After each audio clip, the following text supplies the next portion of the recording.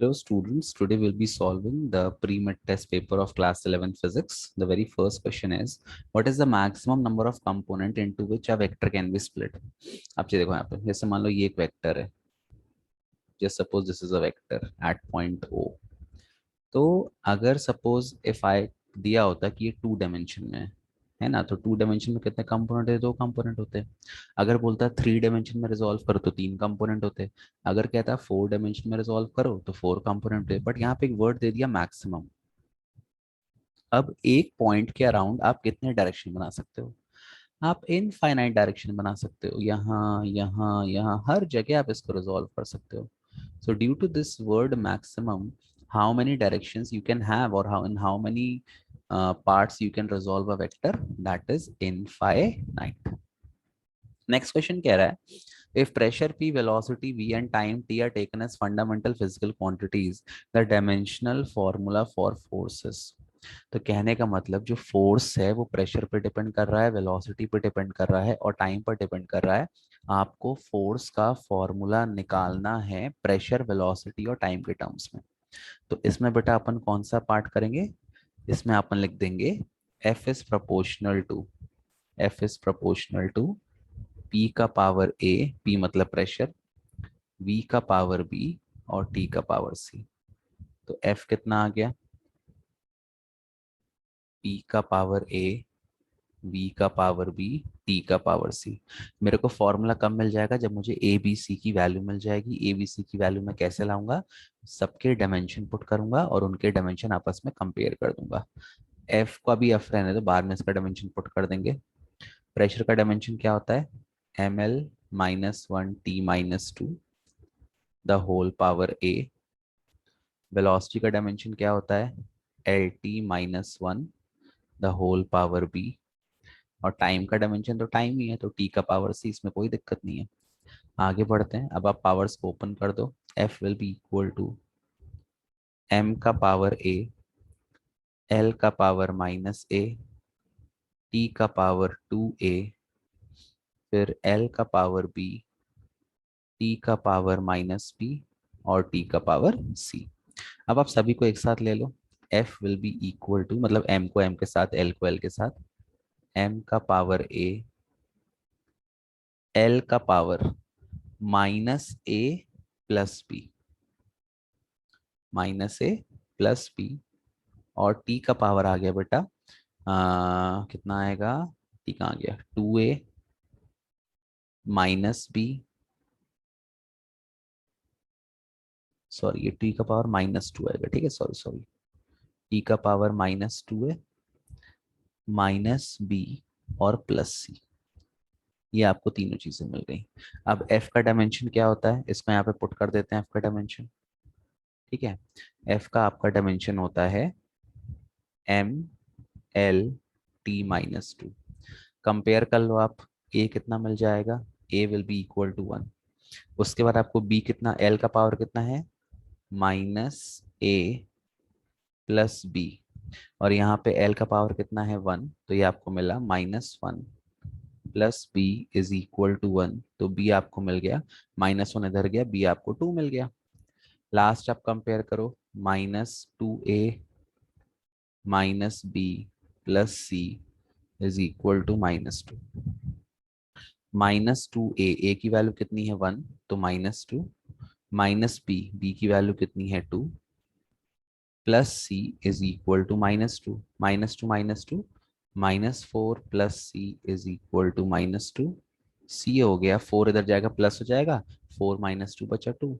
तो a मिल गया 1, b मिल गया 2 और c मिल गया 2। पुट कर दो तो आपका फॉर्मूला आ गया, f is equal to, a मिल गया 1 तो p, b मिल गया 2, v का स्क्वायर और t का स्क्वायर। तो अगर अपन ऑप्शन में जाएं, pv² t², तो the right answer is option A. Next, the position vector of a particle is time dependent and is given by r is equal to 5i plus 10tj, where t is in second and r is in meter. Choose the correct statement। देखो यहाँ पे आपको position दिया है और यहाँ पे आपको पहला ऑप्शन दिया है वेलोसिटी का, दूसरा ऑप्शन भी दिया है वेलोसिटी का, तीसरा ऑप्शन भी दिया है वेलोसिटी का, और चौथा ऑप्शन दिया है डायरेक्शन ऑफ मोशन का। पहले अपन इसको, इससे अपन वेलोसिटी कैलकुलेट करते हैं, ठीक है बेटा। कितना दिया है यार, 5i + 10tj। कैसे निकालेंगे डिस्प्लेसमेंट से वेलोसिटी, बाय डिफरेंशिएटिंग इट। तो आर आपको दिया है, एक मिनट, रिकॉर्डिंग, हाँ रिकॉर्डिंग चालू है, सॉरी, हाँ। आर आपको दिया है, मैं सवाल भूल गया, एक minute, I have the question paper, no I don't have. 5i + 10tj, ये दिया है 5i + 10tj। तो इसको आप, वेलोसिटी क्या होता है, velocity is rate of change of displacement, dr/dt। इसको आप डिफरेंशिएट कर दो, तो ये हो गया d/dt ऑफ, ये हो जाएगा 5i + 10tj। इसको आप डिफरेंशिएट करो। अब देखो d/dt ऑफ 5 आपका कांस्टेंट है, तो इसका डिफरेंशिएशन क्या आ जाएगा, 0। d/dt बचा ऑफ 10t, तो 10 आपका बाहर आ जाएगा, ये आपका बचेगा dt/dt, और जे भी बाहर निकाल लो, जे भी यहाँ पे आ गया, dt कैंसिल। तो आपकी वेलोसिटी फाइनली कितनी मिली आपको, वेलोसिटी मिली 10j। जे मतलब अगर ये आपका x एक्सिस है, तो ये आपका y एक्सिस है। अब सिर्फ सिंपली किसी ने पूछ लिया कि what is the magnitude of the velocity, तो केवल एक ही वेक्टर है, मतलब वेलोसिटी का मैग्नीट्यूड आपका आ गया 10 मीटर पर सेकेंड। ये पहली चीज आपको मिल गई। दूसरी चीज आप देखो, ये जो वेलोसिटी है इसमें टाइम का कोई भी टर्म नहीं है, मतलब ये वेलोसिटी कैसी है, ये वेलोसिटी कांस्टेंट है, वेलोसिटी कांस्टेंट है मतलब मोशन यूनिफॉर्म है, ये चीज आपको और मिल गई। तीसरी चीज अगर अपन देखो, डायरेक्शन ऑफ मोशन की अगर अपन बात करें, तो ये जो वेलोसिटी है कि ये केवल वाई एक्सिस के लॉन्ग है, मतलब ऑब्जेक्ट ऐसे मूव कर रहा है, इस तरफ मूव कर रहा है, मतलब the displacement of the object is parallel to the Y axis and perpendicular to the X axis. अब अपन ऑप्शन में आते हैं, कौन सा ऑप्शन सही है, ठीक है। ये देखिए, पहला, the velocity of particle is of magnitude 10, सही है, अपन ने निकाल लिया। द वेलोसिटी ऑफ, ये तो ऑप्शन गलत हो गया, 10 है magnitude. The direction of motion of particle is parallel to X axis, गलत हो गया, वो वाई एक्सिस को पैरेलल है। The velocity of particle is uniform, ये ऑप्शन भी सही है। तो अगर आपने ए सही किया है या अगर आपने डी सही किया है, तो आपको नंबर मिल जाएंगे, तो दो कोई एक में, ठीक है। ऑल दोनों सही है, बट क्योंकि पेपर में मल्टीपल मल्टीपल चॉइस क्वेश्चन नहीं दिया था, तो इसलिए आपको दोनों में नंबर मिल जाएंगे। Next, next question is very easy. Dimension of relative density is, relative density मतलब density of substance upon density of water, तो इसका कोई भी डायमेंशन नहीं होता, यूनिट आपकी कैंसिल आउट हो जाती है। Temperature can be express as a derive quantity in terms of which of the following. अब सुन लो, टेम्परेचर एक फंडामेंटल क्वांटिटी है, उसको अपन डेराइव क्वांटिटी के टर्म्स में एक्सप्रेस नहीं कर सकते, तो आपका आंसर हो गया नन ऑफ दीज, ठीक। Next, a particle is moving along a straight line O X, X axis पे चल रहा है, and at a time t, the distance x in meter of the particle from the point O is given by 10 plus 60 minus 3t square. How long would the particle travel before coming to rest? Particle कितना travel करेगा before coming to rest, ठीक है। देखो इसको, equation को मैं copy कर लेता हूँ, ठीक है। अरे यार, कॉपी तो हो नहीं रही है। 10t + 60 - 3t स्क्वायर, ओके, मुझे याद रहेगा। The displacement is given, sorry, the displacement x is 10t + 60 - 3t square. कह रहा है how long the particle will travel before coming to rest. कहने का मतलब ये हुआ बेटा कि जब ऑब्जेक्ट रेस्ट में आ जाएगा, तो उतने टाइम में इस ऑब्जेक्ट का डिस्प्लेसमेंट क्या होगा। तो पहले आपको ये निकालना पड़ेगा कि ये ऑब्जेक्ट कितने टाइम पे रेस्ट में आएगा। पहले आप वेलोसिटी निकाल लो, v क्या होता है, dx/dt, that is d/dt of x कितना है, सॉरी ये 10t नहीं है, 10 है, सॉरी ये मैं क्वेश्चन भूल जा रहा हूँ। 10 + 60 - 3t स्क्वायर। अच्छा, d/dt ऑफ 10 कितना हो गया, कांस्टेंट का 0, 60 का 6 बचेगा, -3, -3 बाहर आ गया, 2 3 6, तो ये आ गया -60। ये आपकी वेलोसिटी की इक्वेशन आ गई। अब कह रहा है how long the particle will travel before coming to rest. तो पहले आप वो टाइम निकालो जिसमें ऑब्जेक्ट रेस्ट में आता है। तो वेलोसिटी क्या हो जाएगी, 0 इज इक्वल टू 6 - 60। 60 इधर आ गया इज इक्वल टू 6। टी कितना हो गया, 6/6। तो टाइम आपका आ गया 1 सेकेंड। तो अब क्वेश्चन ये कह रहा है कि ऑब्जेक्ट 1 सेकेंड में कितना डिस्टेंस ट्रेवल करेगा, पुट कर दो। x is equal to 10 plus 6 × 1 = 6 minus 3 × t² that is 1 का square. x will be equal to 10 + 6 16 - 3 that is 13 metre. अब अपन ऑप्शन में आते हैं। I think none of the options are matching. 3 - 3, हाँ, तो इसमें कोई भी ऑप्शन सही नहीं है। So for this question you will be given a bonus. Be happy. Next, a particle covers 150 meter in the 8th second starting from rest. Its acceleration is starting from rest दिया है, मतलब u हो गया 0। ये कौन सा question है, ये क्वेश्चन है distance travelled in nth second. क्या फॉर्मूला होता है, S N is equal to, चलो मैं 150 मीटर इन 8th सेकेंड में इसको उसी पेज में करता हूँ, यहाँ गंदा हो जाएगा। तो आपका फॉर्मूला होता है बेटा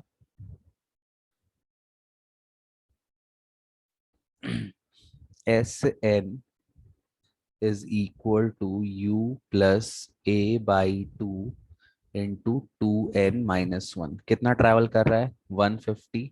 स्टार्टिंग फ्रॉम रेस्ट u 0 हो गया, उसको लिखने की जरूरत नहीं है, छोड़ दो। a/2 2 इंटू n की वैल्यू कितनी दी है, n की वैल्यू दी है 16, नहीं 8 दी है, 8 सेकेंड -1। 2 8 16, 16 - 1 15। तो ये आ गया 150 into 2 is equal to a into 16 - 1 15। 15 1 15, 10 10 2 20। तो आपका आंसर आ गया 20 मीटर पर सेकेंड स्क्वायर। तो इसमें आपको ऑप्शन अगर अपन देखें, 1 मिनट, इसमें आपको ऑप्शन है answer A is the right answer, ठीक है। Next, which of the following statement is false? A body can have zero velocity and still be accelerated. ये true है, क्यों true है? I have thrown the body vertically upward. At the highest point, velocity क्या हो जाती है, 0, but acceleration कितना लगता है, -9.8 मीटर पर सेकेंड स्क्वायर। तो ये ट्रू है, हो सकता है ऐसा।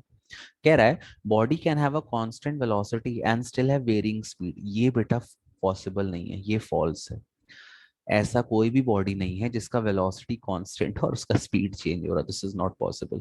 थर्ड में आते हैं, body can have constant speed and still have varying velocity. बिल्कुल हो सकता है, this is possible in case of uniform circular motion.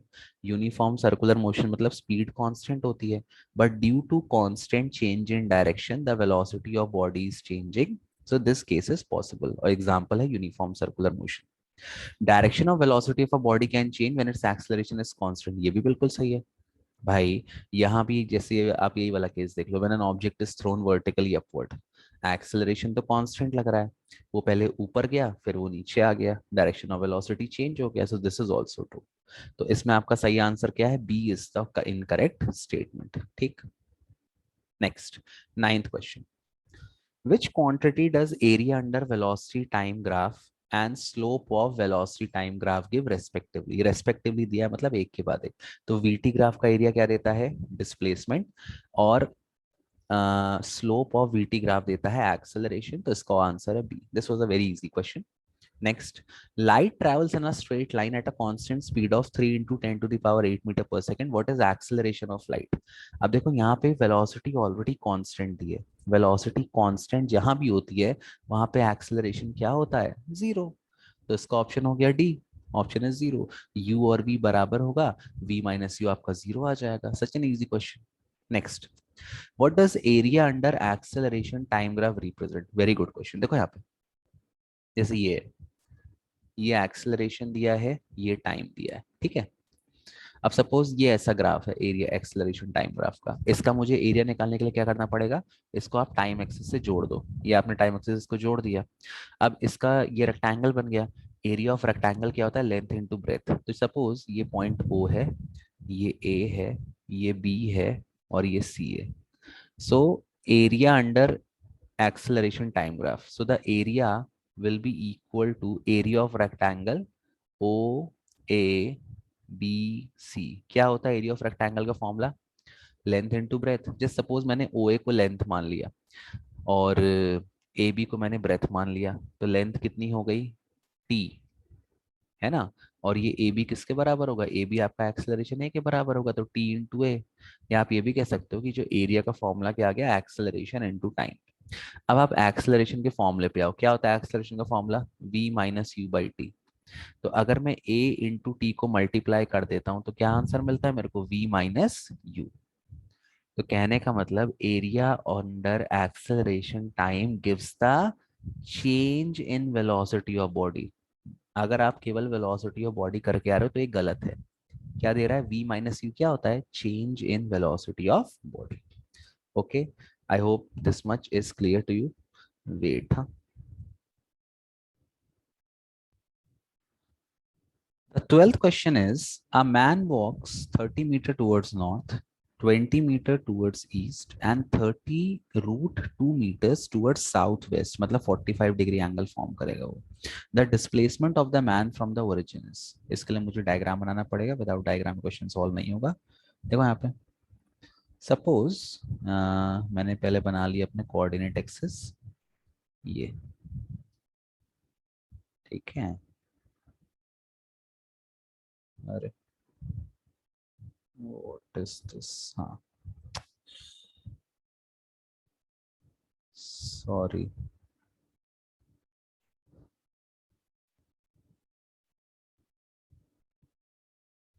Laptop hang हो रहा है मेरा।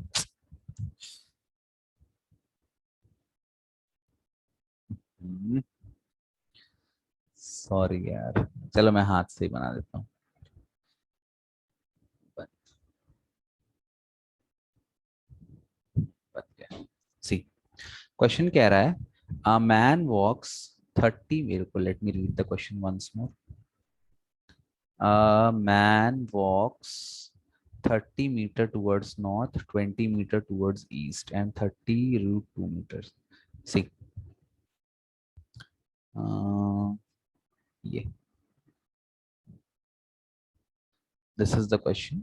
सपोज ये आपका ओरिजिन है, ये आपका नॉर्थ है, ये आपका ईस्ट है, ये आपका वेस्ट है और ये आपका साउथ है।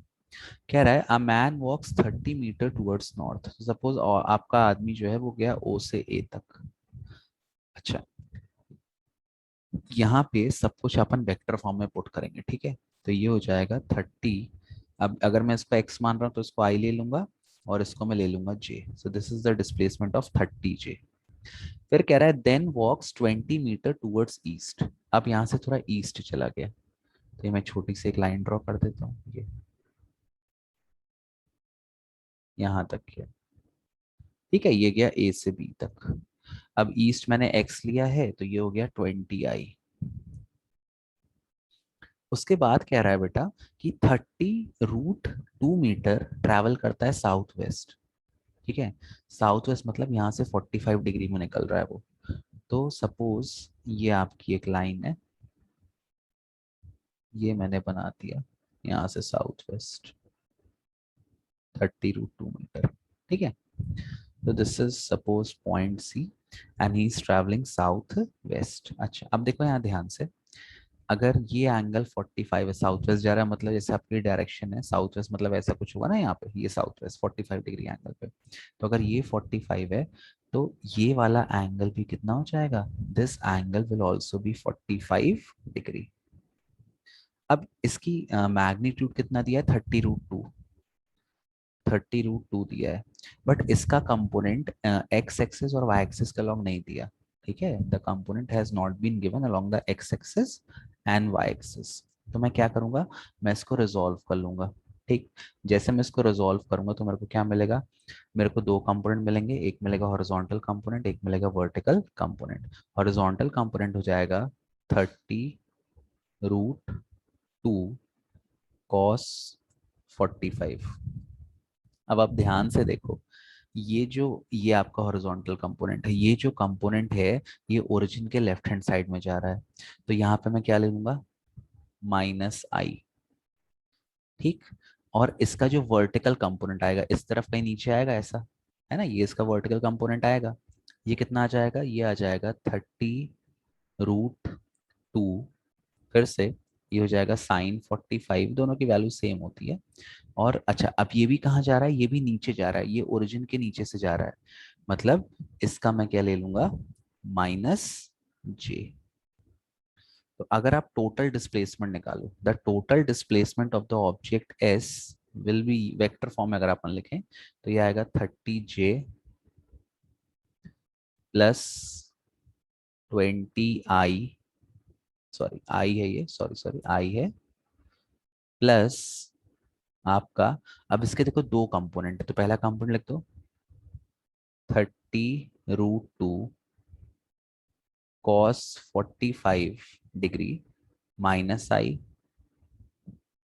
Plus 30√2 sin 45 degree -j। Clear है। अब इसको आप सॉल्व करो, s will be equal to 30j +20j, अच्छा प्लस इंटू माइनस क्या हो गया, माइनस, cos 45 कितना होता है, 1/√2, तो √2 कैंसिल, तो ये हो गया -30i, फिर से प्लस इंटू माइनस क्या हो गया, माइनस, sin 45 कितना होता है, 1/√2, √2 कैंसिल, -30j। ठीक है। s will be equal to, final displacement 30j cancel, +20, अरे यार सॉरी, ये आई है, मैं इसको जे लिखते रहा हूँ, ये आई है, सॉरी सॉरी, +20i -30i, ये हो गया -10i। अब -10i आपका फाइनल डिस्प्लेसमेंट है, मतलब अगर और बंदा आपका यहाँ से स्टार्ट कर रहा था ना, ये आपका ओरिजिन था एक्चुअली, तो वो इधर -10 पे प्रेजेंट है, तो आपका आंसर क्या हो गया, ये वाला डायरेक्शन कौन सा हो गया, माइनस इस तरफ वाला, ये डायरेक्शन हो गया आपका वेस्ट, और कितना है 10, तो आपका आंसर हो गया द डिस्प्लेसमेंट ऑफ द बंदा और पार्टिकल, एक मिनट, हाँ क्या यार, हाँ, the displacement of the particle is 10 meter towards west, and I think this was the most interesting question in this entire question paper। सबसे tricky question था ये, और बहुत अच्छा question था। तो if you have done it correctly that means you are a genius, and if you have not done it, doesn't matters, you can solve it any other day। if the displacement of the particle is 0, the distance covered, यहाँ पे may आएगा, main की जगह may और may not be 0। ठीक है भाई, obvious सी बात है, डिस्प्लेसमेंट 0 है तो मतलब एक बार तो ऑब्जेक्ट ने कुछ मतलब मोशन किया ही नहीं, पहली चीज ये हो सकती है।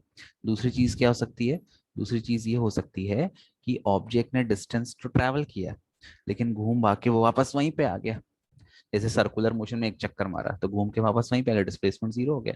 तो भाई ये मे और मे नॉट बी 0 इसमें सही ऑप्शन था।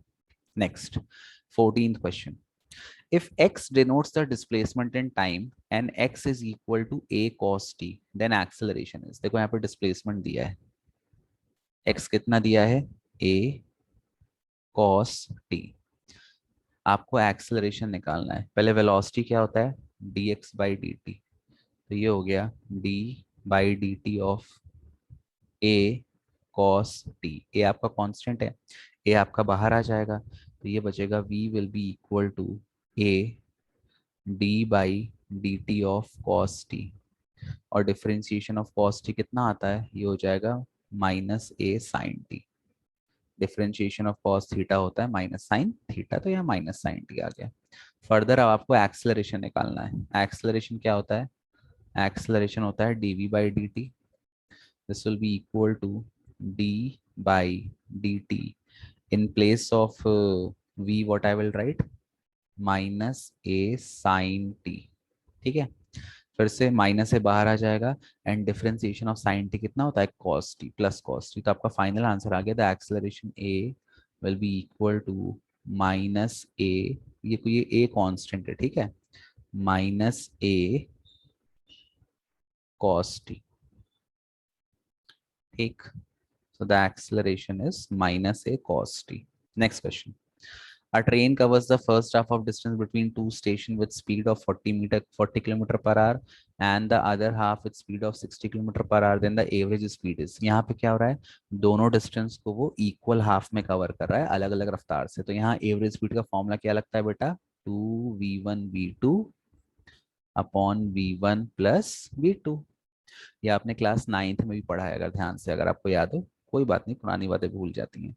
v1 कितना है बेटा 40 पहली की रफ्तार, v2 कितना दिया है 60 अपॉन 40 प्लस 60 कितना हो जाता है 100। 10 कैंसिल, 10 कैंसिल, 2 4 जा 8, 8 6 जा 48 kilometre per hour is the right answer. Next question. हाँ ये क्वेश्चन थोड़ा अच्छा था। A person standing on a top of a 25-meter high building throws a ball upward at a speed of 20 meter per second. Find the time that the ball will take to hit the ground. देखो यहाँ पे इसको मैं solve करके आपको दिखाता हूँ। इसको दो तरीके हैं करने के। एक तरीका अगर आप वेक्टर्स का यूज करेंगे तो आपका आंसर बहुत जल्दी आ जाएगा, नहीं तो आप नॉर्मल जैसे आपने क्लास 9th में इक्वेशन ऑफ मोशन पढ़ी उससे भी आप सॉल्व कर सकते हो। देखो ये एक बिल्डिंग है, suppose this is a building. ये what is the height of the building, 25 meter. Now a person is throwing a ball vertically upward, वो बॉल ऊपर जाएगी और फिर नीचे आएगी। कितनी रफ्तार से फेंक रहा है पर्सन उस बॉल को, 20 मीटर पर सेकंड से फेंक रहा है, ठीक है। अब देखो बेटा यहाँ पे आपको दो टाइम निकालने पड़ेंगे। पहला टाइम कि बॉल बिल्डिंग से जब ऊपर जाएगी तो हाईएस्ट पॉइंट पे कितने टाइम पे पहुंचेगी यहाँ पर। अच्छा, जितना टाइम लेगी यहाँ से यहाँ जाने में उतना ही टाइम लेगी यहाँ से वापस यहाँ आने में। Time of ascent is equal to time of descent. तो आप एक बार ये वाला टाइम निकाल लो, वो टाइम इसके बराबर होगा, इन दोनों को ऐड कर दो। फिर आपको आखिरी में एक टाइम निकालना पड़ेगा जो कि है यहाँ से यहाँ तक ट्रैवल करने का, ठीक। तो देखो पहले आप ये वाला केस ले लो। कितना वेलोसिटी इनिशियल 20, एक्सेलरेशन को आप ले लो -10 मीटर पर सेकेंड स्क्वायर, क्योंकि ग्रेविटी कहाँ लगती है, ग्रेविटी लगती है नीचे और बॉल जा रही है ऊपर। तो ऊपर की वेलोसिटी अगर मैंने पॉजिटिव ली है तो नीचे का एक्सेलरेशन क्या हो जाएगा, नेगेटिव, है ना। अच्छा अब मुझे टाइम निकालना है। हाईएस्ट पॉइंट पर वेलोसिटी क्या हो जाएगी बॉडी की, 0। तो अपन कौन सी इक्वेशन पुट करेंगे, first equation of motion, v is equal to u plus A T. अभी मैं कौन सा टाइम निकाल रहा हूँ, ये मैं टाइम निकाल रहा हूँ बिल्डिंग से सबसे ऊपर जाने में। v हो गया 0, u दिया है 20, acceleration plus into minus minus 10 into T, तो ये मिला 10t इज इक्वल टू 20। तो t हो गया 0 0 कैंसिल, तो t आ गया 2 सेकेंड। मतलब यहाँ से यहाँ तक जाने का 2 सेकेंड और फिर यहाँ से इस पॉइंट तक वापस आने का भी 2 सेकेंड। तो टोटल टाइम यहाँ कितना लग गया, 4 सेकेंड, है ना। सपोज ये टाइम t1 है, ये टाइम t2 है, ठीक है। यहाँ से यहाँ तो ये टोटल टाइम हो गया 4 सेकेंड, आपको यहाँ तक लग गया, मतलब बिल्डिंग की हाइट तक वापस लौटने में। अब जो आपकी बॉल है उसको यहाँ बिल्डिंग की साइड से यहाँ नीचे गिरना है, आपको ये वाला टाइम भी कैलकुलेट करना है। अच्छा अब टाइम आप कैसे कैलकुलेट कर सकते हो, either by using the second equation of motion और by using the third equation. Second में आपका इक्वेशन बन जाएगा, तो सेकंड अपन यूज नहीं करेंगे। पहले मैं ये निकाल, देखो यहाँ पे जब देखो जो एक चीज और ध्यान रखना, जिस रफ्तार से मैं बॉल को फेंकता हूँ बॉल उसी रफ्तार से वापस आती है। तो अगर मैंने बॉल को 20 मीटर पर सेकंड से यहाँ फेंका है तो यहाँ पर भी बॉल की रफ्तार कितनी हो जाएगी, 20 मीटर पर सेकंड। तो पहले मैं क्या करता हूँ, पहले मैं ये निकाल लूंगा कि ये जो बॉल है ये ग्राउंड को कितनी रफ्तार से हिट करेगी, ठीक है। तो निकाल लो, किससे निकालोगे, थर्ड इक्वेशन से। V square minus U square is equal to 2s। v कितना हो जाएगा मुझे नहीं पता, वो निकालना है। u कितना दिया है 20, 20 का square 400, acceleration 2 into 10 into displacement है हाइट ऑफ बिल्डिंग 25। तो v स्क्वायर हो गया, इसको इधर प्लस कर दूंगे, 25 टू ज़ा 50, ये हो गया 500 और ये 400, ये हो गया 900, या 20 ये हो गया 30 का स्क्वायर। तो किस वेलोसिटी से हिट कर रहा है बेटा, ये वेलोसिटी से हिट करेगा 30 मीटर पर सेकंड से। अब मेरे को यहां से यहां तक का टाइम निकालना है, फिर से मैं लगा दूंगा v is equal to U plus 80। Final velocity कितना दिया है 30, इनिशियल वेलोसिटी कितना दिया है 20, प्लस एक्सेलरेशन कितना दिया है 10, और टाइम मेरे को नहीं पता। तो 30 माइनस 20 कितना हो गया बेटा 10 is equal to 10t। T T cancel, तो ये टाइम कितना आ गया 1 सेकेंड। तो टोटल टाइम कितना हो गया, यहां से यहां तक आने का 4 सेकेंड प्लस यहां से यहां तक आने का 1 second. So total time is 4 second plus 1 second, that is 5 second is the answer. अब ये मैंने एक लंबे तरीके से किया है, आप इसको छोटे तरीके से भी कर सकते हो, तो you do try it by the small method. ठीक है, और बन जाए तो फिर अच्छी बात है। तो आपका टाइम आ गया 5 second. Parsec is the unit of distance, long distance को मेजर करने में इस्तेमाल होता है। ठीक है, द रेजिस्टेंस आर, वी दिया है, आई दिया है, आपको परसेंटेज एरर निकालना है। वी दिया है 100 प्लस माइनस 5 वोल्ट, और आई दिया है प्लस माइनस 0.2 एम्पियर। अब यहाँ सुन लो, यहाँ पे परसेंटेज एरर नहीं दिया है यहाँ पे, बल्कि उसकी वैल्यू दी है एरर की। तो मैं इसको वैल्यू यहाँ पे लिख देता हूँ। वी दिया है बेटा 100 प्लस माइनस 5 दिया है ना, 5 वोल्ट, और आई दिया है, wait a minute let me check, मैं भूल जाता हूँ वैल्यूज। आई दिया है 10 प्लस माइनस 0.2। आई दिया है 10 प्लस माइनस 0.2। आपको निकालना है परसेंटेज एरर इन आर। क्या फॉर्मूला आएगा, delta R upon R into 100 is equal to delta V upon V into 100 plus, अच्छा वी होता कितना है, वी होता है आई आर, तो सिंपली कुछ नहीं करना, आपको ऐड कर देना है। ठीक है, अच्छा एक मिनट रखो, निकालना किसमें, वी में निकालना है कि इसमें निकालना है। वी और आई दिया है, आपको आर में निकालना है। ठीक है, कोई दिक्कत नहीं है। तो आर कितना हो जाएगा, आर हो जाएगा वी बाई आई, है ना। तो मैंने क्या बोला था, चाहे डिवाइड में हो, चाहे मल्टीप्लाई में हो, चाहे प्लस में हो, चाहे माइनस में हो, एरर हमेशा ऐड होता है। तो ये हो जाएगा delta V upon V into 100 plus delta I upon I into 100, या दे दिया। डेल्टा वी कितना दिया है 5, और वी की ओरिजिनल वैल्यू कितनी दी है 100 इंटू 100 प्लस डेल्टा आई कितना दिया है 0.2। आई की ओरिजिनल वैल्यू कितनी दी है 10 इंटू 100। ये 100 कैंसिल, ये आ गया 5। ये 0.2 का अपॉन 100 हो जाएगा, डेसिमल हट जाएगा, 100 कट जाएगा, 2 बचा। तो 5 प्लस 2 आपका आंसर आ गया 7%। तो 7% is the answer. I hope ये क्वेश्चन आपको बन गया होगा। नेक्स्ट क्वेश्चन, ये क्वेश्चन सबसे अच्छा था, और इसको सॉल्व करने की जरूरत नहीं थी। देखो यहाँ पे, मतलब क्वेश्चन तो वैसे बहुत बड़ा है, सॉल्व करोगे तो टाइम लग जाएगा, क्वाड्रेटिक क्वेश्चन बनेगी, बट इसलिए ऑप्शन आपको ऐसे दिए थे कि आप अपना थोड़ा दिमाग यूज करो। आप जब भी कोई कॉम्पिटेटिव पेपर देने जाओगे, चाहे आईआईटी देने जाओ, चाहे एसएससी देने जाओ, चाहे एमपीपीएससी, कहीं भी जब मैथ्स आता है, तो बहुत सारे क्वेश्चन ऐसे रहते हैं जहां पर आप ऑप्शन की वैल्यूज पुट करके उसका आंसर निकाल सकते हो, आपको सॉल्व करने की जरूरत नहीं है। यही खूबी है एमसीक्यू पेपर की। ठीक है, तो देखो यहाँ पे ये दिया है क्वेश्चन कि two forces act in opposite direction, then their resultant is 10 newton. जैसे मान लो एक बॉडी है, ठीक है, एक फोर्स लगा इधर F1, और ये दूसरा फोर्स लगा F2 इधर, ये अपोजिट डायरेक्शन हो गया। तो इनका रिजल्टेंट कितना दिया 10, मतलब सिंपली आपको दिया है F1 minus F2 is equal to 10। जब दो फोर्स अपोजिट लगते हैं तो रिजल्टेंट कितना होगा, दोनों माइनस हो जाएंगे। अब आप क्वेश्चन छोड़ दो, क्वेश्चन आप छोड़ दो, सब छोड़ दो। अब आप यहाँ ऑप्शन में आ जाओ। अब आप ये देखो कौन सी दो वैल्यूज का डिफरेंस 10 आता है। 50 माइनस 25, 15, गलत। डिफरेंस कितना है 10। 40 माइनस 20, डिफरेंस कितना है 20, यहाँ पे 10 है, गलत। 30 माइनस 15, डिफरेंस कितना है 15, यहाँ पे गलत। आप सीधे इसमें आओ, 40 माइनस 30 कितना डिफरेंस आया 10, आ गया आंसर। आपको क्वेश्चन पढ़ने की जरूरत ही नहीं है आगे।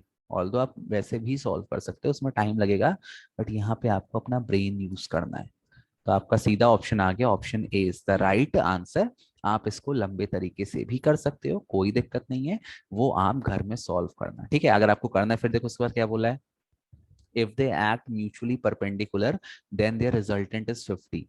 म्यूचुअली परपेंडिकुलर मतलब उनके बीच का एंगल कितना हो गया 90 डिग्री। और जब भी दो फोर्सेस म्यूचुअली परपेंडिकुलर होते हैं उनका रिजल्टेंट कितना आता है under root of F1 square plus F2 square. और जो 2F1 F2 cos थीटा है तो cos 90 जीरो हो जाएगा, 2F1 F2 वाला टर्म गायब हो जाएगा। फिर आप इनकी वैल्यूज पुट करते इसको सॉल्व करते तो क्वेश्चन लंबा चला जाता। इसीलिए यहाँ पर एक आपको ऑप्शन दे दिया 40 और 30 का कि आप अपना दिमाग इस्तेमाल करो। जिसने किया होगा ही इज ए ब्रिलियंट गाय, जिसने नहीं किया कोई बात नहीं, नेक्स्ट टाइम आप ध्यान रखना, ठीक है। Next question number 20।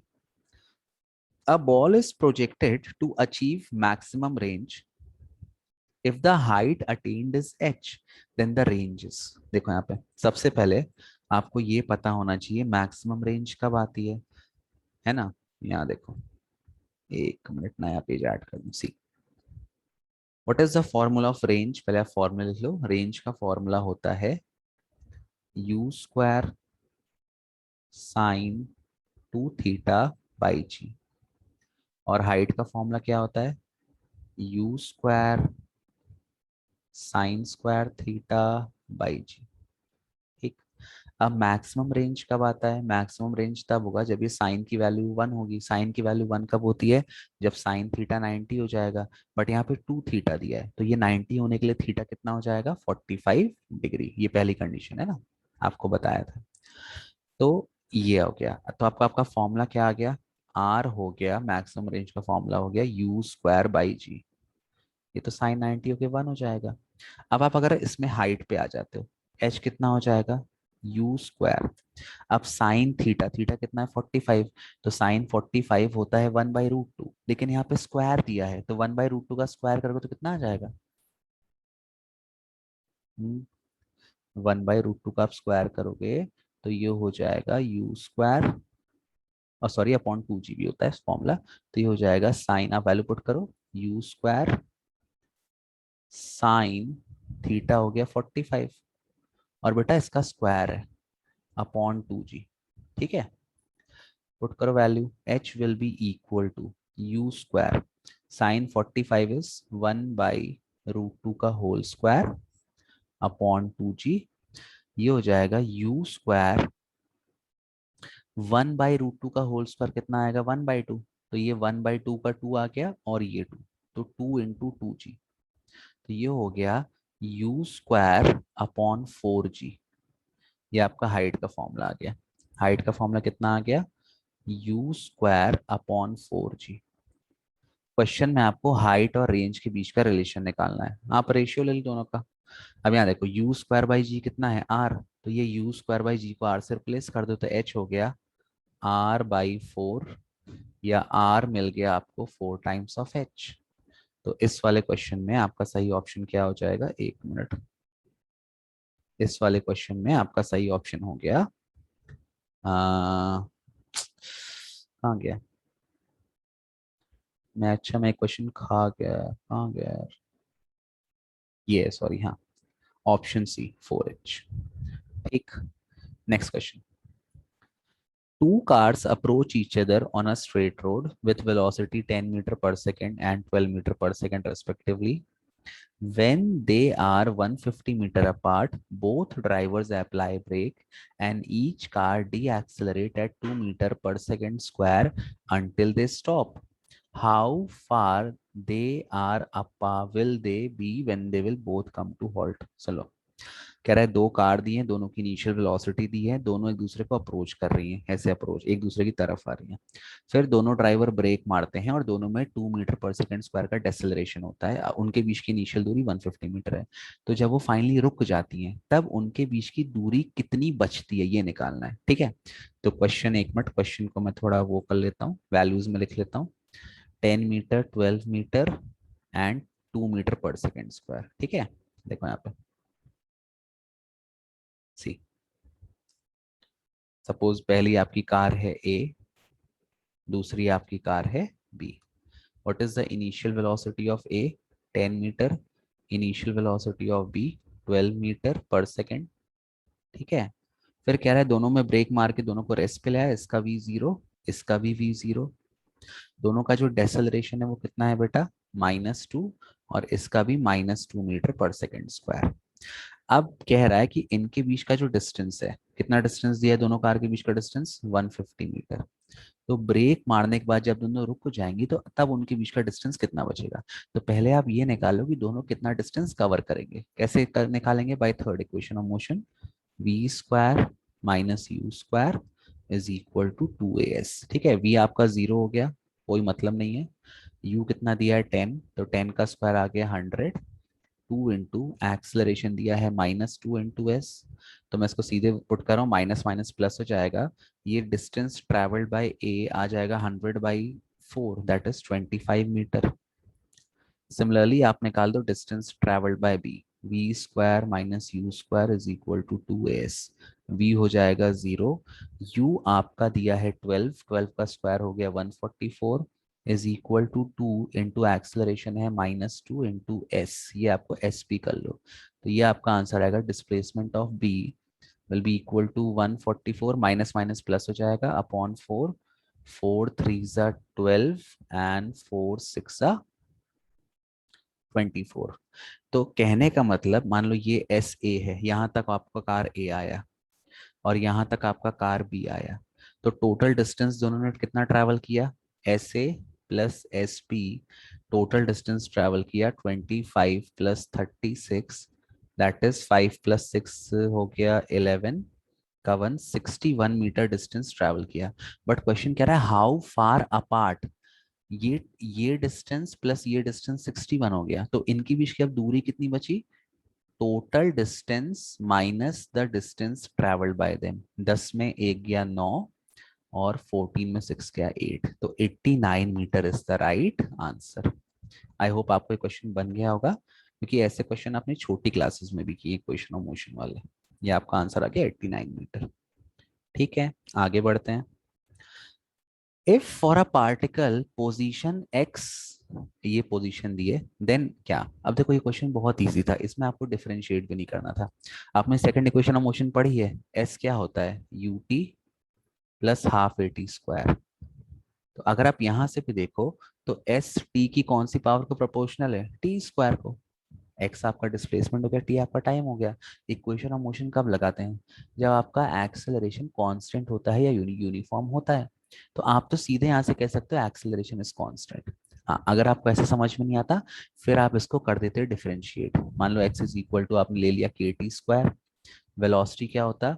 वेलोसिटी होता है D x by D T. ठीक है, के आपका कांस्टेंट है वो बाहर आ जाता। यहाँ पे बचा टी स्क्वायर। टी स्क्वायर का डिफरेंशिएशन कितना आता है? टी स्क्वायर का डिफरेंशिएशन था 2t। तो वेलोसिटी आपका आ गया 2 kT। और फिर आप एक्सेलरेशन निकालते, एक्सेलरेशन होता है dv/dt। ठीक है, फिर आप वेलोसिटी की यहाँ पे वैल्यू पुट करते, 2k आपका बाहर आ जाता, बचता dt/dt। dt dt कैंसिल हो जाते, आपका एक्सेलरेशन कितना आता? 2k। 2k मतलब इसमें टाइम का कोई टर्म नहीं है, उसकी वैल्यू फिक्स है, तो मतलब एक्सेलरेशन कांस्टेंट है। आपको जैसे करना है वैसे कर लो। Next, the magnitude of average velocity is equal to average speed when a particle moves. चलो, स्पीड और वेलोसिटी बराबर कब होते हैं? जब डिस्टेंस और डिस्प्लेसमेंट बराबर हो। और डिस्टेंस और डिस्प्लेसमेंट बराबर कब होते हैं? When the object moves in one particular direction. तो इसका सिंपल आंसर हो गया in the same direction. Next question, a particle is throne up in with is thrown up with a speed v1 in air. It takes time t1 in the upward journey and time t2 in the downward journey. एक मिनट, मेरे को दिख नहीं रहा, downward journey, and returns to the starting point with speed v2। If t2 is greater than t1, then, अब सुन लो बहुत इजी है। दोनों केस में बेटा, मान लो ऊपर जाने का डिस्प्लेसमेंट है s1 और नीचे जाने का डिस्प्लेसमेंट है s2। तो एक बार ऊपर जा रहा है, एक बार नीचे आ रहा है, तो मतलब दोनों डिस्प्लेसमेंट बराबर है, s1 is equal to s2। ठीक है, अब डिस्प्लेसमेंट का फॉर्मूला क्या होता है? Displacement is equal to speed into time. तो v1 into t1 is equal to v2 into t2। ये आपको मिल गया। ये तो देखो बहुत इजी क्वेश्चन है, वैसे भी आपसे बन जाएगा, मैं बस आपको सॉल्व करके दिखा रहा हूँ। ठीक है, अब क्या मिल जाएगा आपको? v1 upon v2 is equal to t2/t1। ये आपको मिल गया, v1 upon v2 is equal to t2/t1। अब यहाँ पे देखो रिलेशन क्या दिया, t2 is greater than t1। t2 is greater than T1, इसका मतलब T2 by T1 is greater then 1, इसको नीचे ले आया आपने। और T2 बाई T1 किसके बराबर है? V1 बाई V2 के। तो इसका मतलब V1 by V2 is greater then 1, या V1 is greater then V2। ये तो मैंने आपको प्रूफ करके दिखा दिया। आप सिंपल यहाँ ध्यान रखो, अगर डिस्टेंस इक्वल है तो जहाँ टाइम ज्यादा लग रहा है वहाँ वेलोसिटी कम, जहाँ टाइम कम लग रहा है वहाँ वेलोसिटी ज्यादा। तो आपका ऑप्शन बी हो गया, V1 is greater then V2। Next, car is moving, थोड़ा मेरे को रब कर लेने दो। A car is moving with speed of 40 kilometer per hour can be stopped by applying brakes after at least 2 meter. ठीक, वेरी गुड, सही बोला। If the same car is moving with speed of 80 kilometer per hour, what is the minimum stopping distance? अब सुन लो, car तो same है, उसके break की power भी सेम है, जब भी वो ब्रेक मारेगा तो एक्सेलरेशन तो सेम ही प्रोड्यूस होगा। ठीक है, ये वाला क्वेश्चन आप देखो कैसे कर सकते हो। 40 किलोमीटर दिया है और फिर डिस्प्लेसमेंट दिया है और फिर 80 दिया और फिर एस निकालना है। देखो आप, बहुत इजी क्वेश्चन है। लगाओ यहाँ पे थर्ड इक्वेशन। पहला इनिशियल कितना दिया है बेटा? इनिशियल वेलोसिटी दी है 40 किलोमीटर पर आवर। पता है यहाँ पे कन्वर्ट करने की भी जरूरत नहीं है, क्योंकि यहाँ पे रेशियो आ जाएगा। फाइनल क्या हो जाएगा? 0। एक्सेलरेशन मेरे को नहीं पता। अच्छा एक मिनट, सॉरी, स्टॉपिंग डिस्टेंस कितना दिया है मैं भूल गया। स्टॉपिंग डिस्टेंसेस कहाँ गया, कहाँ गया, कहाँ गया? 2 मीटर। ठीक है, स्टॉपिंग डिस्टेंस 2 मीटर दिया है। कहाँ चला गया? हाँ, stopping distance 2 metre. The stopping distance is 2 metre. अब फिर वही कार है, उसकी अब वेलोसिटी कितना कर दिया? 80 किलोमीटर पर आवर। फिर से उसको स्टॉप कर रहे हैं तो उसका v क्या हो जाएगा? 0 हो जाएगा। एक्सेलरेशन तो सेम रहेगा, acceleration will be same because braking force same है, तो वो a रहेगा। अब मेरे को इसका स्टॉपिंग डिस्टेंस निकालना है। ठीक है, यहाँ क्वेश्चन मार्क हटा दो, एक्सेलरेशन ये, इसका मुझे स्टॉपिंग डिस्टेंस निकालना है। v दिया है, u दिया है, a दिया है, s दिया है, कौन सी क्वेश्चन यूज करेंगे? v square minus U square is equal to 2as। ठीक, अब यहाँ पे आप देखो v तो आपका 0 है, वो तो गायब हो जाएगा। ठीक है, तो यहाँ आपको क्या मिलेगा? -u1 square is equal to 2as1। Similarly यहाँ भी क्या मिल जाएगा आपको? -u2 square is equal to 2as2। आप दोनों का रेशियो ले लो, इसको इक्वेशन 2 मान लो, इसको इक्वेशन 1 मान लो, तो आपको मिल जाएगा 2as2 upon 2as1 is equal to -u2 square upon -u1 square. A cut गया, 2 कट गया, माइनस माइनस क्या हो जाएगा? प्लस, ये हो जाएगा u2/u1 का होल स्क्वायर। इसको ऐसा भी लिख सकता हूँ ना मैं, u2/u1 का होल स्क्वायर। यहाँ मुझे वेलोसिटी को मीटर पर सेकंड में कन्वर्ट करने की जरूरत नहीं है, क्योंकि दोनों कैंसिल हो जाएंगे। अब u2 है 80, u1 है 40, तो ये आ गया 80/40 का होल स्क्वायर। 41 जा 42 जा, तो S2 आ गया। ये हो गया 2 का स्क्वायर कितना हो जाएगा? 4। और ये S1 देखो अभी है, और S1 की वैल्यू कितनी दी है? 2, तो ये S1 इसमें क्रॉस मल्टीप्लाई हो जाएगा ऐसे जाके, तो ये हो जाएगा 4 2 जा, आपका आंसर आ गया 8 मीटर। तो इजी क्वेश्चन था, थोड़ा आप दिमाग लगाते, या जिसने दिमाग लगाएगा तो उससे बन जाएगा। चलो ठीक है, तो आपका आंसर इसमें आ गया 8 metre. Next question. A body dropped from a tower reaches the ground in 4 seconds. The height of the tower is very easy question. लगा दो second equation of motion. S is equal to ut plus half at square.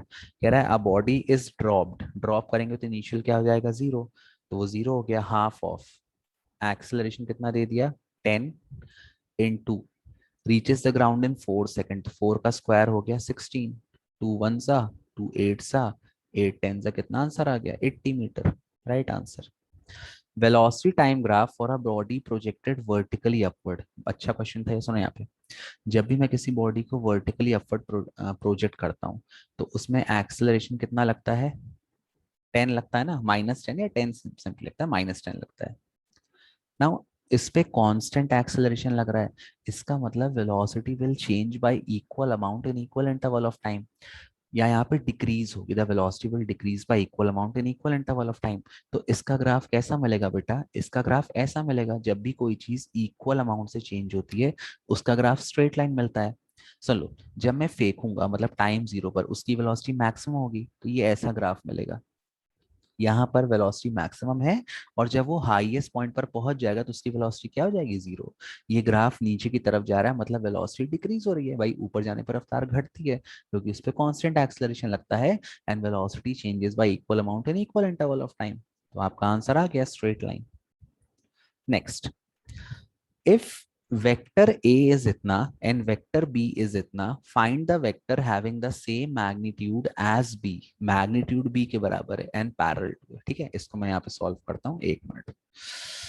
अरे यार, vector A 3i+4j 7i+24j, vector A is given 3i+4j and vector B is given 7i+24j। ठीक है, अब question में कह रहा है, एक मिनट, कहाँ गया सवाल। हाँ, फाइंड, एक minute, find the vector having same magnitude as B and parallel to A. सुन लो, पैरेलल टू ए है मतलब उसका जो डायरेक्शन है वो ए की डायरेक्शन में ही है। अब मैंने बताया था यूनिट वेक्टर क्या होता है, it is a vector that is used for showing direction. तो अगर आपको ए के पैरेलल कोई वेक्टर निकालना है तो आप उसका यूनिट वेक्टर निकाल लो, और उसका मैग्नीट्यूड किसके बराबर है, बी के। तो अगर उस वेक्टर को निकालना है तो जो आपका यूनिट वेक्टर आया है उसको बी के मैग्नीट्यूड से मल्टीप्लाई कर दो, आपका आंसर आ जाएगा। तो देखो यहाँ पे पहला काम आपको क्या करना है, पहला काम आपको ये करना है, एक मिनट सॉरी यार, पहला काम आपको ये करना है कि आपको वेक्टर ए का यूनिट वेक्टर निकालना है। क्या होता है unit unit vector, unit vector is vector A upon mod A. ठीक, वेक्टर ए की वैल्यू कितनी दी है, 3i+4j upon mod A, under root of 3 square that is 9 plus 4 square, तो 3 स्क्वायर प्लस 9+4 16, 16+9 25, मतलब ये मॉड ए आपका 5 आ गया। ये आपको यूनिट वेक्टर ए मिल गया। और कह रहा है वेक्टर बी के मैग्नीट्यूड के बराबर है, तो वेक्टर बी का मैग्नीट्यूड कितना होगा, अंडर रूट ऑफ 7 का स्क्वायर 49 प्लस 24 का स्क्वायर 576। इसको आप ऐड करोगे तो ये आपका आएगा under root of 625 which is equal to 25। ये आपको वेक्टर बी का मैग्नीट्यूड मिल गया। अब कह रहा है जो आपको वेक्टर निकालना है उसका मैग्नीट्यूड इसके बराबर है। आपको मान लो वो वेक्टर, सपोज सपोज वो वेक्टर आपका सी है, ठीक है, वेक्टर सी है वो आपका, तो वेक्टर सी आपको मिल गया। ठीक है, अब कह रहा है उस वेक्टर का आपको मैग्नीट्यूड मिल गया और उस वेक्टर का आपको यूनिट वेक्टर भी मिल गया। तो क्या होता है यूनिट वेक्टर का फॉर्मूला, यूनिट वेक्टर होता है vector C upon mod C, ये होता है फॉर्मूला। तो ये आपको, ये जो यूनिट वेक्टर ए मिला है ये किसके बराबर होगा, यूनिट वेक्टर सी के बराबर। और ये मिल गया मॉड बी, ये किसके बराबर होगा, मॉड सी के बराबर। जो वेक्टर है उसका मैग्नीट्यूड बी के बराबर है तो ये हो गया, और उसका डायरेक्शन ए के बराबर है तो उसका वेक्टर हो गया। तो वेक्टर सी कितना हो जाएगा बेटा, वेक्टर सी हो जाएगा unit vector multiplied by magnitude of vector. Unit vector कितना है, लुक पुट कर दो value, 3i+4j upon 5 multiplied by, कहाँ गया, मॉड सी कितना है 25, 25 से मल्टीप्लाई कर दो, 5 वन जा 5 5 जा, 5 से मल्टीप्लाई करोगे 5 3 जा 15i प्लस 5 4 जा 20j, आ गया आपका आंसर। तो इसमें आपका ऑप्शन, कहाँ गया सॉरी, इसमें आपका ऑप्शन ए सही है। Next, in a graph shown, time is plotted along x-axis. Which of the following quantity as associated with projectile motion is plotted along the y-axis? अब सुन लो, ये जो ग्राफ है ये टाइम को पैरेलल है, मतलब यहाँ पर जो भी क्वांटिटी है वो कैसी है, कांस्टेंट, उसकी वैल्यू चेंज नहीं हो रही। अब सबसे पहले कह रहा है काइनेटिक एनर्जी। अब काइनेटिक एनर्जी का फॉर्मूला क्या होता है, हाफ एम वी स्क्वायर। अब ध्यान रखना, जैसे आप प्रोजेक्टाइल को फेंकते हो उसकी वेलोसिटी लगातार चेंज होती है। क्यों चेंज होती है भैया, यहाँ पे मैक्सिमम होगी, जैसे जैसे ऊपर जाएगी कम होगी, हाईएस्ट पॉइंट पे वर्टिकल वेलोसिटी क्या हो जाती है, जीरो, फिर बढ़ती है और यहाँ पे वापस से वही वेलोसिटी आ जाएगी, तो वी तो चेंज होगा। तो kinetic energy is not constant, ये गलत हो गया। मोमेंटम, मोमेंटम का फॉर्मूला है mass into velocity, velocity change हो रही है, ओवरऑल वेलोसिटी, तो ये भी आपका गलत हो गया। फिर दिया है हॉरिजॉन्टल वेलोसिटी। हाँ मैंने बताया था, जैसे आपने प्रोजेक्टाइल को फेंका वेलोसिटी यू से, तो इसके दो कंपोनेंट है, ये हो गया मान लो ये एंगल थीटा है, तो ये है you cos theta horizontal component, और ये वाला है आपका vertical component you sine theta. क्या बताया था मैंने कि हॉरिजॉन्टल कंपोनेंट में कोई भी एक्सेलरेशन नहीं लगता, तो horizontal velocity is always constant, तो आपका ऑप्शन हो गया सी। तो ये सारे गलत हो गए। वर्टिकल आपकी चेंज होती है, क्यों, क्योंकि यहाँ पर एक्सेलरेशन लगता रहता है। An iron ball and a wooden ball of same radii are released from a height h in vacuum. Then the time taken by both of them to reach the ground will be exactly equal. अगर अपन air हट का friction हटा देते हैं तो एक light object और एक heavy object they will fall in the same time on the ground. ठीक, next. If a body starts from rest, the time in which it covers a particular displacement with uniform acceleration is, ये question मेरे को solve करके आपको दिखाना पड़ेगा। बहुत अच्छा क्वेश्चन है, क्वेश्चन एक्चुअली सभी अच्छे थे। देखो यहाँ पे कह रहा है a body is starting from rest, तो यू क्या हो गया, जीरो। आपको जो ऑप्शन दिए हैं वहां पे एक्सेलरेशन दिया है, कांस्टेंट टाइम दिया है और डिस्प्लेसमेंट दिया था ऑप्शन में। आपको एस, ए और टी के बीच में रिलेशन निकालना था, तो आप कौन सी इक्वेशन यूज करोगे, s is equal to u t plus half of a t square. S तो आपका एस है, इनिशियल जीरो है, तो ये टर्म पूरा जीरो हो जाएगा, half of a t square. अब 1/2 भी कांस्टेंट है, एक्सेलरेशन भी कांस्टेंट है, तो आपको क्या मिल जाएगा, T square is proportional to S, या T is proportional to under root S. अगर कोई भी चीज कांस्टेंट है उसको हटा दो, आप प्रोपोर्शनैलिटी का साइन लगा दो, तो आपका आंसर देखो क्या मिल गया, time is proportional to square root of displacement. अब देखो यहाँ पे कौन सा ऑप्शन, ये कोई ऑप्शन दिया है कि नहीं दिया, ये दिया है proportional to, then the time, time का रिलेशन निकालना है। सबसे पहला ऑप्शन सही है, proportional to square root of displacement. दूसरा ऑप्शन गलत है, तीसरा ऑप्शन भी गलत है, और चौथा ऑप्शन भी सही है, proportional to square root of displacement. तो आपने आपने अगर ए और डी किया तो आपको नंबर मिल जाएंगे। नेक्स्ट कह रहा है the velocity of a body depends on time according to the equation v is equal to 20 plus 0.1 t square the body has. अब देखो बहुत अच्छा सवाल है यहाँ पे, फिर से एक्सेलरेशन निकालना है, वेलोसिटी से एक्सेलरेशन कैसे निकालते हैं, ए, चलो इसको मैं कर लेता हूँ यहाँ पे, तो आपको समझ में आ जाएगा, 20 प्लस 0.1 टी स्क्वायर। इक्वेशन दिया है बेटा, v is equal to 20 plus 0.1 t square. Acceleration क्या होता है, dv बाई dt, ये हो गया d by D T of, put कर दो value, 20 plus 0.1 t square, differentiation of constant तो जीरो हो जाएगा, तो आपको a मिलेगा। इसको जब डिफरेंशिएट करेंगे 0.1 बाहर आ जाएगा, और x differentiation of T square कितना हो जाएगा, 2t। अब देखो यहाँ पे ये सब छोड़ दो constant, acceleration is proportional to time, मतलब जैसे टाइम बढ़ेगा वैसे एक्सेलरेशन बढ़ेगा, टाइम 1 पे कुछ आएगी वैल्यू, टाइम 2 पे कुछ और आएगी, 3 पे कुछ और आएगी, तो एक्सेलरेशन चेंज हो रहा है, मतलब वो कांस्टेंट नहीं है। तो इसमें आपका ऑप्शन क्या आएगा, इसमें आपका ऑप्शन आएगा बेटा ये वाला, देखते हैं कौन सा, यूनिफॉर्म एक्सेलरेशन नहीं है, कांस्टेंट नहीं है, यूनिफॉर्म रिटार्डेशन नहीं है, जीरो एक्सेलरेशन भी नहीं है, आपका ऑप्शन है नॉन यूनिफॉर्म, क्योंकि उसकी वैल्यू चेंज हो रही है। ठीक, आगे बढ़ते हैं। For a given angle of projection if the initial velocity is doubled the range of, सुन लो बहुत इजी है, रेंज का फॉर्मूला क्या है, u square sine two theta by g. तो आपको क्या चेंज कर रहा है यहाँ पे, इनिशियल वेलोसिटी चेंज कर रहा है, मतलब r is proportional to you square.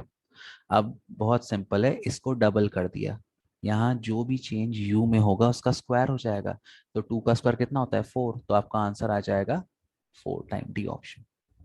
हाँ ये देखो एक बड़ा अच्छा क्वेश्चन दिया था, what is projection of 3i + 4j on the Y axis. Projection, जैसे मैं यहाँ पे खड़ा हूँ तो किसी ने मेरे से पूछ लिया कि मेरा प्रोजेक्शन एक्स एक्सिस में कितना है, वाई पे कितना है, जेड पे कितना है, मतलब मेरा शैडो या मेरी लेंथ कितनी पड़ रही है उस पर्टिकुलर एक्सिस पे। तो आप ध्यान से देखो, ये जो वेक्टर है इसमें आई कंपोनेंट है, मतलब एक्स एक्सिस का कंपोनेंट है, इसमें यूनिट वेक्टर के है, मतलब इसमें जेड एक्सिस का कंपोनेंट है। क्या इसमें कहीं भी जे दिया है? जे नहीं दिया, मतलब वो वाई एक्सिस पर उसकी कोई भी लेंथ प्रेजेंट नहीं है, कोई भी लेंथ प्रेजेंट नहीं है, मतलब आंसर क्या हो गया? जीरो। ट्रिकी क्वेश्चन था ये। Next, angle between the vector i+j and j+k। देखो नेक्स्ट क्वेश्चन देखो, i+j एंड j+k। सी, इसको आप करो डॉट प्रोडक्ट से, vector i plus vector j dot vector j plus vector k। क्या फॉर्मूला होता है? मॉड ऑफ ये वेक्टर ए का स्क्वायर, तो वेक्टर ए कितना हो गया? आई का 1 स्क्वायर प्लस जे का 1 स्क्वायर इंटू इसका 1 square plus 1 square, mod A mod B cos theta, cos theta.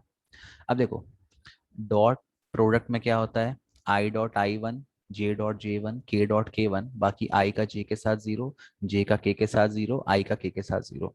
तो सबसे पहले i.j, ये कितना हो जाएगा? जीरो, प्लस i.k, ये भी क्या हो गया? जीरो, j.j कितना हो गया? 1, प्लस j.k कितना हो गया? जीरो। ये हो गया √2 इंटू √2 इंटू कॉस थीटा, ये आ गया 1, √2 कितना हो गया? 2 cos थीटा, तो कॉस थीटा कितना आ गया? 1/2, और 1/2 कितना होता है? ये होता है कॉस 60 डिग्री। तो थीटा आपको मिल गया 60 डिग्री। अब इसको आप कन्वर्ट करो तो ये हो जाएगा π/3, पाई होता है 180, 183/3 60। तो आपको ऑप्शन मिल गया बेटा इसमें, एक मिनट, आपको ऑप्शन मिल गया 60 डिग्री। अच्छा π/3 नहीं दिया, सॉरी, चलो ठीक है। हाँ, this was a very interesting question, और बहुत इजी क्वेश्चन था ये 36 वाला। जिसको भी एरिया अंडर वीटी ग्राफ पता है उसको बन जाएगा। सबसे पहले आप ग्राफ को ध्यान से देखो, ये आपको वेलोसिटी टाइम ग्राफ दिया है, और वेलोसिटी दी है मीटर पर सेकंड में, और टाइम भी दिया है सेकंड में, ठीक। A rocket is launch from the earth is surface whose velocity time the maximum solo. ये कैसा रॉकेट है? देखो यहाँ पे पहले टाइम जीरो पे लॉन्च किया, उसकी रफ्तार बढ़ रही है, मतलब उसमें एक्सेलरेशन हो रहा है। और जब वो पॉइंट ए पर पहुंचा तो यहाँ पे क्या हुआ? यहाँ पे आपका जो रॉकेट है ना, यहाँ पे आपके रॉकेट का सपोज इंजन बंद हो गया, तो इंजन बंद हो गया तो अब रॉकेट की रफ्तार घटने लगी, घटते घटते घटते टाइम 120 पर उसकी रफ्तार क्या हो गई? जीरो। और फिर उसकी रफ्तार वहां पे जीरो हो गई, मतलब वहां पे रुक गया, फिर रॉकेट उल्टा वापस नीचे गिरने लगा। तो ये वैसा ग्राफ दिया है। खैर ग्राफ एक्सप्लेन करने को तो नहीं दिया था, बट मैं बता रहा हूँ कि किस प्रकार का मोशन है। पहले रॉकेट उड़ा, रफ्तार बढ़ी, एक्सेलरेशन हुआ, फिर हाईएस्ट पॉइंट पर रफ्तार जीरो हो गई, मतलब उसका इंजन बंद हो गया, है ना। तो ये इंजन कहाँ पे बंद किया उसने? 1000, जब उसकी रफ्तार 1000 हो गई। अब रफ्तार तो है अभी उसमें, तो ऊपर तो जा रहा है, लेकिन रफ्तार क्या होती है? रफ्तार आपकी कम होती जा रही है, और टाइम जब 120 हुआ तो 120 पे उसकी रफ्तार जीरो हो गई, और फिर वो वापस नीचे आने लगा। तो कह रहा है the maximum height attend by the rocket. तो मैक्सिमम हाइट कब तक अटेन करेगा? जब तक उसकी रफ्तार जीरो नहीं होती। रफ्तार जीरो कहाँ पे हो रही है? 120 पर। 120 पे उसकी रफ्तार जीरो हो रही है, मतलब आपको इस वीटी ग्राफ का एरिया निकालना है 120 सेकंड तक। तो कैसे निकालोगे? वीटी ग्राफ का एरिया देता है displacement, so displacement in 120 second will be equal to area of triangle O A B. क्या होता है एरिया ऑफ ट्राइंगल का formula? Half of base, base कितना दिया है? 120, इंटू हाइट कितना दिया है? 1000, ठीक है, 2 1 2 6, तो ये 60 आया इंटू 1000, तो 1000 मीटर क्या होता है? किलोमीटर। तो ये आंसर आ गया 60 kilometre. Option 4 is the right answer. Next part कह रहा है, in the above question height covered by the rocket before retardation. चलो, रिटार्डेशन मतलब जब रफ्तार घटने लगे। रफ्तार कहाँ से घट रही है? पॉइंट ए के बाद। तो कह रहा है कितना हाइट कवर कर रहा है पॉइंट ए के पहले, बिफोर रिटार्डेशन, है ना, इसके बाद से रफ्तार घट रही है। तो देखो क्या हो जाएगा फॉर्मूला, फिर से हाइट मतलब डिस्प्लेसमेंट निकालना है, तो आप कौन सा ट्राइंगल लेंगे, ओ ए, इसको तुम पॉइंट मान लो सी, ये वाला। तो ये हो जाएगा हाफ ऑफ बेस, बेस कितना दिया है 20, और हाइट कितना दिया है 1000, टू वन जा, टू टेन जा, और ये 1000 मीटर हो गया 1 किलोमीटर, तो आपका आंसर आ गया 10 किलोमीटर। तो इसका आपका सही ऑप्शन हो गया 10 kilometre. Next, in the above question, mean velocity of the rocket during the time it took to attain the maximum height. Maximum height कब मिली बेटा उसको, 120 सेकंड पे उसको मैक्सिमम हाइट मिली। मीन वेलोसिटी पूछ रहा है या एवरेज वेलोसिटी। क्या होता है एवरेज वेलोसिटी का फॉर्मूला, टोटल डिस्प्लेसमेंट ट्रैवल्ड या total distance travelled upon total time taken. अब अच्छा, ये आंसर मीटर पर सेकंड में, ठीक है। कितना उसने टोटल डिस्टेंस ट्रैवल किया, 60 किलोमीटर या 60,000, और टोटल टाइम कितना लगा 120, जीरो जीरो कैंसिल, है ना, 12 वन जा 12 फाइव जा 60, तो कितना आंसर आ गया 500 metre per second, total distance travelled upon total time taken. क्योंकि मीटर पर सेकंड में था इसलिए मैंने कन्वर्ट कर दिया, थर्ड ऑप्शन सही है। In the above question the retardation of the rocket is, यहाँ देखो कहाँ से रिटार्ड हो रहा है, यहाँ से ए से लेके बी तक। ए पर वेलोसिटी कितनी है, क्या होता है एक्सेलरेशन का formula v minus you by T, ठीक है। यहाँ पे वेलोसिटी क्या हो गई उसकी जीरो, तो हो गया zero, final zero, minus acceleration initial कितना हो गया 1000 अपॉन, अब यहाँ ध्यान से देखो टाइम कितना ले रहा है ये रिटार्ड होने में, रिटार्डेशन पूछा है एक्सेलरेशन नहीं पूछा, ये है 120 और ये है 20, तो 120 माइनस 20 हो गया 100 अपॉन 100, इसका तो जीरो का मतलब नहीं है, ये दो जीरो कैंसिल, ये आ गया -10 मीटर पर सेकेंड स्क्वायर। तो 30 कौन सा ऑप्शन है, 39 का आंसर है 10 मीटर पर सेकेंड स्क्वायर। अब बोला है in the above question acceleration of the rocket is, accelerate कहाँ से कर रहा है ओ से लेकर ए तक, फिर से क्या फॉर्मूला एक्सेलरेशन का v minus you by T, final velocity कितनी अटेन किया 1000, इनिशियल कितना है जीरो, जीरो लिखने का मतलब नहीं है, टाइम कितना ले रहा है 20 second, zero zero cancel, two one जा टू फाइव जा जीरो जा 50 मीटर पर सेकेंड स्क्वायर, तो आपका आंसर आ गया यहाँ पे 50 मीटर पर सेकेंड स्क्वायर। नहीं सॉरी सॉरी, अरे सॉरी, ये तो मैंने पिछले वाला कर दिया, इसका ऑप्शन 40 का ही है 50 मीटर पर सेकेंड स्क्वायर। हाँ, the variation of quantity A with quantity B plotted in figure describes the motion of particle in a straight line. अब आपको बताना क्या हो रहा है, ये क्वांटिटी ए है और ये क्वांटिटी बी है। The quantity A is displacement if motion is uniform, सुन लो क्या रहा है, quantity A is displacement if motion is uniform, सही बात है। In uniform motion object covers equal distance in equal interval of time, और dt ग्राफ होता है स्ट्रेट लाइन, तो पहला ऑप्शन सही है। Quantity A is velocity if motion is uniformly accelerated, ये भी ऑप्शन सही है। यूनिफॉर्म एक्सेलरेशन मतलब velocity changes y equal amount in equal interval of time, और जब भी कोई चीज इक्वल अमाउंट से चेंज होती है उसका ग्राफ कैसा होता है स्ट्रेट लाइन, तो ये भी ऑप्शन सही है, बी भी सही है। C, quantity A is velocity of motion is uniform, नहीं, अगर मोशन यूनिफॉर्म है तो वेलोसिटी क्या हो जाएगी कांस्टेंट, और जो भी चीज कांस्टेंट होती है उसका ग्राफ कैसा मिलता है पैरेलल टू टाइम एक्सिस, क्या ये पैरेलल है, नहीं ये पैरेलल नहीं है, तो ये ऑप्शन गलत हो गया सी वाला। सॉरी, क्वांटिटी बी में रिप्रेजेंट टाइम, ये भी ऑप्शन आपका सही है। तो अगर आपने ए बी और सी में, ए बी और डी में कोई भी ऑप्शन सही किया तो आपका आंसर सही है, तो इसका ए बी और डी तीनों, अगर आपने तीनों में कोई एक भी लिखा है तो मैंने आपको नंबर दिए हैं, ठीक है। Next, the maximum range of a projectile, बहुत तेज प्यास लग रही, थक गया, the maximum range of a projectile fired with some initial velocity is found to be 1000 meter, the maximum height reached by the projectile, देखो क्वेश्चन बहुत easy था। अभी इसके पहले अपन ने क्वेश्चन का आंसर निकाला कि r कितना होता है, r होता है 4h जब मैक्सिमम रेंज होती है, तो h कितना हो जाएगा r/4, r/4 कितना है यहाँ पे दिया है 1000, 1000 को 4 से डिवाइड करो, 4 वन जा 4, 25 जा 250, तो इसका सही आंसर हो गया 250 मीटर। दूसरा, an arrow is shot in the air, its range is 200 meter and time of flight is 5 second, if g is 10 then horizontal component of velocity of arrow, चलो ठीक है क्वेश्चन करते हैं, देखो यहाँ पे रेंज कितना दिया है 200, time of flight 5, horizontal velocity निकालनी है। सी, रेंज इज गिवन 200 और टाइम ऑफ फ्लाइट कितना दिया है 5 सेकंड और जी को 10 लेना है। क्या होता है रेंज का formula? U square sine 2 theta by g, ये दिया है 200। और टाइम ऑफ फ्लाइट क्या होता है? 2u sine theta by g, ये कितना दिया है 5। आपको हॉरिजॉन्टल वेलोसिटी क्या होता है? Horizontal velocity u cos theta, ये आपको निकालना है। अब देखो ये साइन 2 थीटा क्या होता है? साइन 2 थीटा होता है बेटा, sine 2 theta is 2 sin theta cos theta. ये वैल्यू यहाँ पुट कर दो तो ये हो जाएगा 2u² sine theta cos theta upon g is equal to 200। अब इसको इससे डिवाइड कर दो, रेशियो ले लो, divided by 2u sine theta by g, और ये 5 यहाँ पे डिवाइड हो गया। G g cancel, two two cancel, एक यू और एक u cancel, sine theta cancel.